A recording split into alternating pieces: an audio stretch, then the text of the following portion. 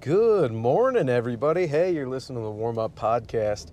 I'm your goofy host, Lou Michael, semi-pro comic, stand-up comic, and we are headed to the gymnasium to get a workout in today. Hey, everybody, Happy New Year, huh? We made it.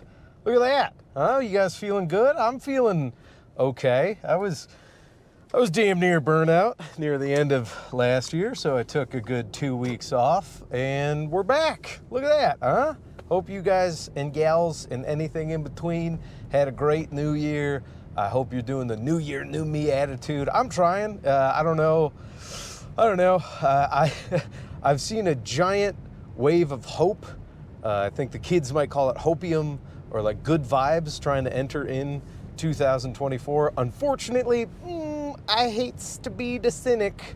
I'm a little cynical because as much as I want to have a good time this year, there's just some residual cynicisms from last year that are affecting my good vibes on a macro scale. On a micro scale, I'm having a good time, everybody, and I think that's how we all got to focus on a lot of life. Hey, everybody, nailed that first red light right hand of the year. We're crushing it. Only a little bit of tail tire hit that. Anyways, all right. Are we going to do some new formats to the show? A little bit. And for long-time first-times, long-time watchers, maybe first-time commenters, let me know how you feel about this. So here's what we're going to do. We're going to get into the pre-workout, which is right down there. We'll get to that in a second. We're going to do a topic of the day, and then we're going to get into ramblings. Anyway, so let's just do it. Huh? How about we don't tell you, and we just do the damn thing? Will do.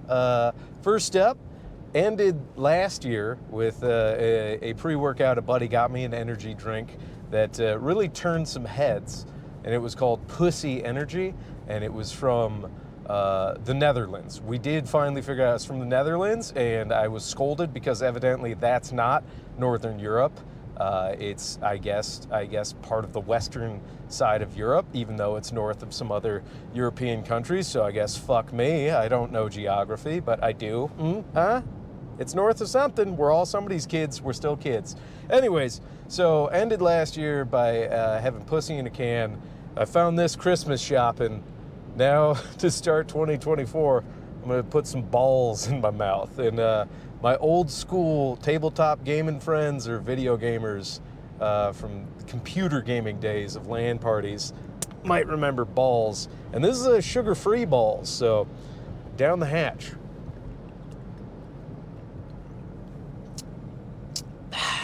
Ooh. Oh, that's nice. That's delightful. Out of a glass bottle, I don't know why.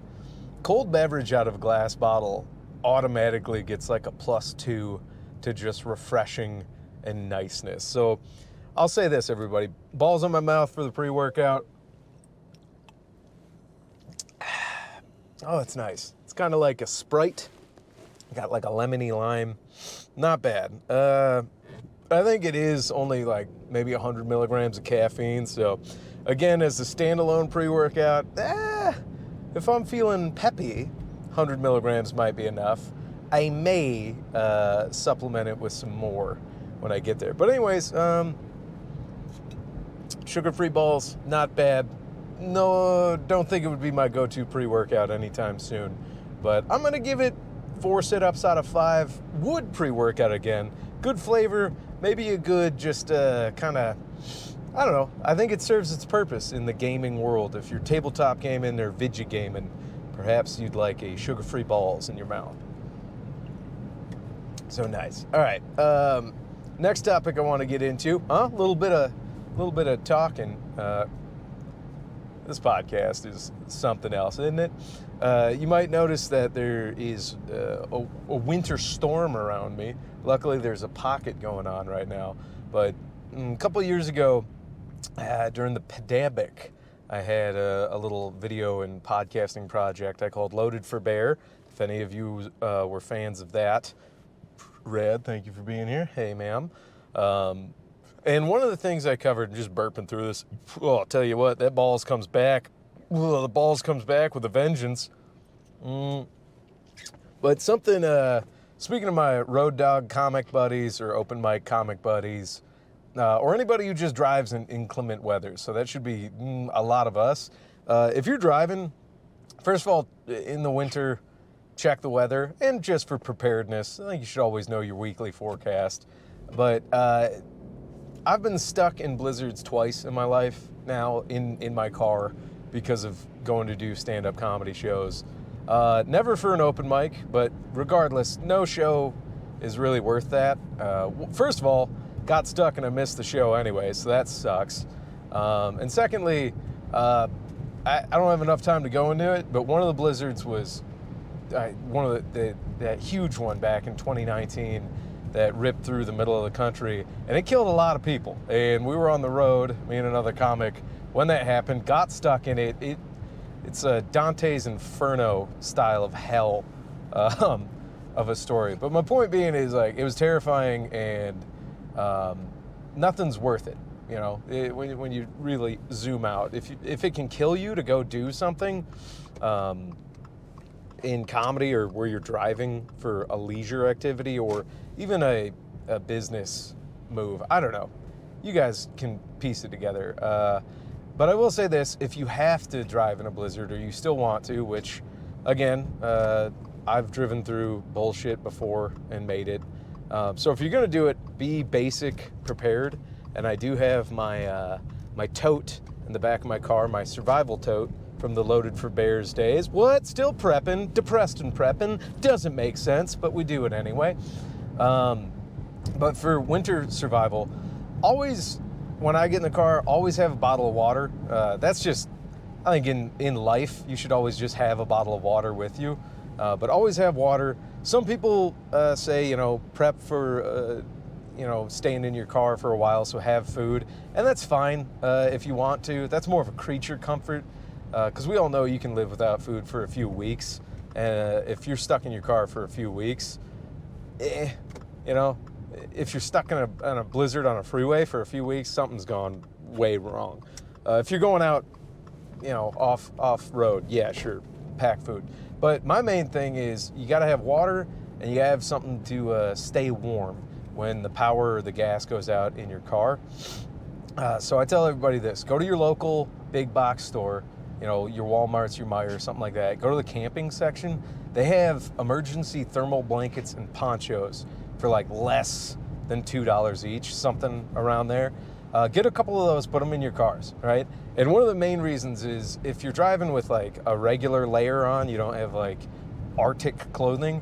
If you take one of those thermal blankets, and then if you have a knife or something, always have a knife somewhere in your car. Or, yeah, you can pierce through one of those things with whatever you have in your car. But you can make a thermal poncho by cutting a slice through the middle if you fold the blanket over and cut in the middle. Put that over, your body, t-shirt maybe if you have that on. Then put your layer back on. That thermal blanket is going to turn into, such a nice layer. And then your outer layer will keep the crinkles down a little bit. And then if you got to leave your car for whatever reason, that dollar store poncho, you pop that over everything. It's a windbreaker, and it'll keep you relatively dry. And it's like a $5 winter survival kit anybody can put on. And I'll tell you this much: even if you just got to sit in your car, you'll be toasty. Those thermal blankets crinkle like shit, and they're not great for napping, but they will keep you alive. So anyways, all right, old Loaded for Bear. Oh, Loaded for Bear. Old Loaded for Bear advice coming out. So tip number 1 in the blizzards: don't go if you don't have to. Tip 2, be prepared with your basic winter survival stuff. Maybe, I don't know, maybe I'll make a Loaded for Bear video again. But all right, we're almost to the gymnasium. Whoa, we got to get into the comedy hot drama. Lou, did you introduce yourself as a semi-pro comic at the beginning of the podcast? Yes, I did. I've filled out some W-9s. Is it W-9s? Yeah, I've filled out some W-9s to do comedy before. Ooh, look out, world. Uncle Sam still didn't take any taxes from my comedy money. But someday, that's the goal this year, is to make enough money doing comedy to pay taxes, everybody. Ooh, I want a fun part of a war. Ooh. Hey, boys, I didn't buy any J-Dams, but I did buy a couple of 5.56 rounds. But anyways, I don't know. If you're a first-time listener to this, there's no way a first-time listener just for comedy stuck around to this point. But if they did, hey, welcome. And the reason I brought up that I'm a semi-pro comic is to have some authority in what I'm about to talk about. And there's no authority, and in the grand scheme, it's ridiculous. But I'm sure, as most of the world has heard by now, Katt Williams, whoa! Oh yeah, balls and cats. Katt Williams did a podcast on Club Shay Shay that kind of I don't think it really rocked the comedy world, mainly because if you're in it, it's, you know, I've told you guys before, when you're whole assing something, you know, it's all encompassing of your career. Shouldn't be your life, but your career, right? You're fully focused. A lot of this stuff isn't new. But I do respect Katt Williams for calling out blatant joke thievery, because if you're in comedy or any kind of arts, you know that IP theft is, like, it's just devastating morally to you, but it's also, you know, in a lot of ways, it's been proven to be a criminal offense. You know, musicians sue each other all the time, and I know, you know, artists, like more conventional or classical artists, have means of legal recourse. And so anytime blatant joke thievery comes up, I'm staunchly on the side of fuck that. Like, that's the number one rule. When I got into stand-up, there's, like, you know, there's free speech, say whatever you want to. I'm for that. I think you can say whatever the fuck you want, but you better own it if it goes good or bad. You know, the most offensive shit in the world, go for it, all right? But the repercussions are on you. I weirdly, I do believe that. I'm like, all right, rad, go for it. Mainly because I don't want to stifle any kind of creativity, even if it comes from a bad place. I'm like, fuck it, let's see it. You know, the creative world is not to be corralled in that regard. But when it comes to thievery, you know, I've heard people say, like, oh, no, it's like remixing or it's their take. Fuck all of that. Fuck all of that all day, okay? Not a chance. I've seen people talk about Carlos Mencia back in the day, and I know Amy Schumer's been accused of it, and all these, like, massive comedians. I'm sorry, like, joke thievery, not fucking cool. Parallel thinking does happen. I've even seen people accidentally riff into another person's bit before. Fuck, I've even got off stage before and go, oh shit, was that punchline or set up somebody else's? It's a gross feeling, even if you accidentally do it, right? It should fuck with you. But to blatantly rip off and intentionally do somebody else's material is absolutely fuck-faced. And I've watched the Katt Williams interview one time. Maybe I'll go back and watch it again. I don't agree with everything he said. I also am not well versed enough in his world to know about everything he's talking about. Like, a lot of the drama he was bringing up of just Hollywood in general and Hollywood plants, that's so beyond me. It's so beyond most of us. Like, oh, you're telling me rich and powerful people do weird fucking shit? Yeah, of course. Nobody gets more normal with money and power. At best, they stay the same. So, yeah, I don't know, that whole, like, Illuminati shit of, like, oh, they make you wear a dress and shame you. I don't know if that's necessarily a new Illuminati bullshit so much as it is, like, any fraternal order nonsense. You know, it's just like, yeah, there's fuckery in work environments and clubs, and Hollywood mixes theater kids and big business. Yeah, there's going to be a ton of weird fucking shit. Like, that's not a shocker to anybody. And anytime I think that comes out, like, to the world, and people are like, oh, can you believe that? I'm like, yeah, most people can believe that. You don't have to be a fucking Oscar-winning actor to understand that there's fuckery about. You know, there's a level of condescension, I think, that almost comes with that, where it's like, can you believe they make him wear a dress? I'm like, yeah, yes, I can. I will say this, mad respect to Katt Williams for digging his heels in and not doing roles or doing things he didn't want to do. Whether or not it was because it made him uncomfortable, like, that's a personal thing that I can also get behind. But I also respect somebody that has moral character and, I don't know, fundamental baselines they just don't break to get what they want. That's something I think is incredibly huge, where I'm like, you can't really put a price on your moral character. You have to live with your decisions. Excuse me. And it seems like Katt Williams has done that. And yeah, probably has gotten some shit talked on him. And at the end of the day, a lot of this is just fucking water cooler nonsense. The main thing I focused on and took away from that whole interview is the blatant joke thievery. And yeah, I'm like, fuck anybody who did that. Everybody he called out. There's now videos, and I love these videos of side-by-side proof of somebody doing the bit first and then seeing somebody steal it and do their version of it with the timestamps, the dates, and the proof. And yeah, when he called them, called some motherfuckers out, and motherfuckers don't like to be called out.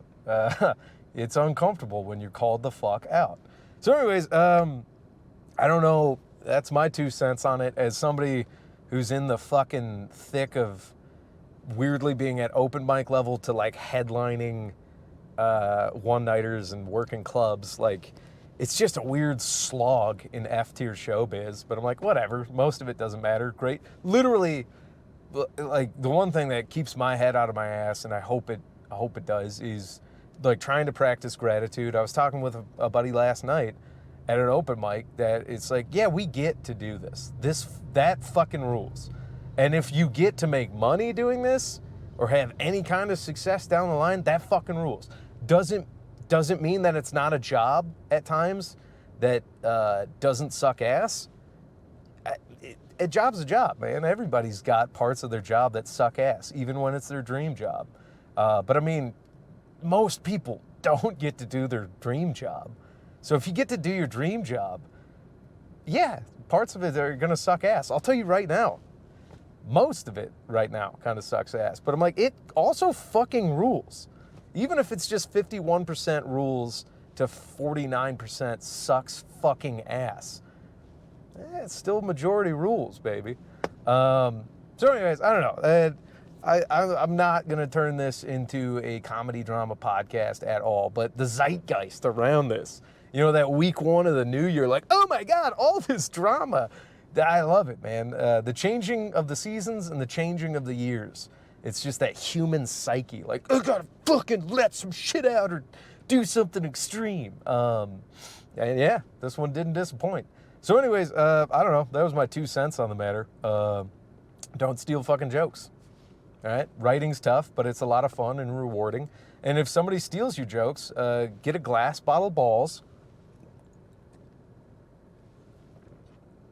Oh, put it down like champ. Shatter the bottle, grab it by its long neck, and threaten them with physical violence. Let's bring back physical violence. All right, guys. Thank you so much. I hope you had a great new year. It's good to be back. We're back. I don't know. I love you guys. Let's have a good new year. I've got some cool stuff planned in the pike, but we'll bring it up when it's ready to talk about.